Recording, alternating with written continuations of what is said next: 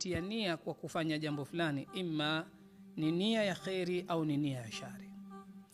Kwa hivyo utakuta kwamba moyo wa mwanadamu ndio kiungo ambacho ni muhimu zaidi, chenye kumbebea masala yake yote yanayoambatana na ibada na yale ambayo yako nje ya ibada. Hivyo basi huu moyo kwa lugha ya Kiarabu ukaitwa qalbun, moyo, kwa maana una tabia ya mara kuwa mzuri na mara nyingine kuwa mbaya. Na lau tutaanza kuzidadisi nafsi zetu, yani nyoyo zetu, kulubuna, tutakwenda kupata 99% ya nyoyo za binadamu ni nyoyo ambazo kwamba zimekwisha kuharibika.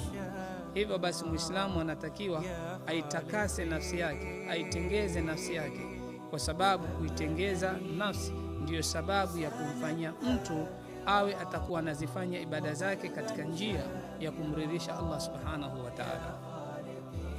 Ndio maana mara nyingi tukisoma katika kitabu chake kitukufu Al-Qur'anul Karim, Mwenyezi Mungu subhanahu wa ta'ala anapotutajia masala ya kufahamu kwa mtu na kutokufahamu kwa mtu, Allah subhanahu wa ta'ala hututajia masala ya nyoyo, hututajia moyo katika kitabu chake kitukufu.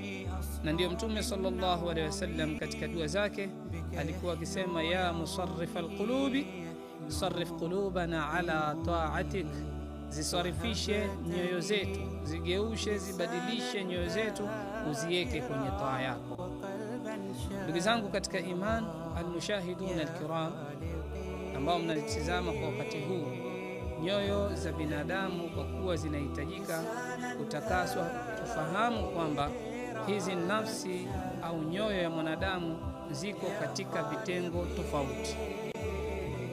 Na ndio maana tukaweka mada kuitakasa nyoyo, kwa sababu kuna nyoyo nyingine ambazo kutakaswa kwake ni kukumbushwa, lakini kuna nyoyo nyingine ambazo kwamba kutakaswa kwake ni kusilimishwa, na kuna nyoyo nyingine ambazo kutakaswa kwake ni kufanyiwa tambihi, kuzinduliwa kutokamana na ile jahala aliyokuwa nayo. Kabla tuende deep kwenye maudhui yetu, lazima sisi tujiulize kwenye nafsi zetu, mpaka sasa moyo wangu uko kwenye sehemu gani?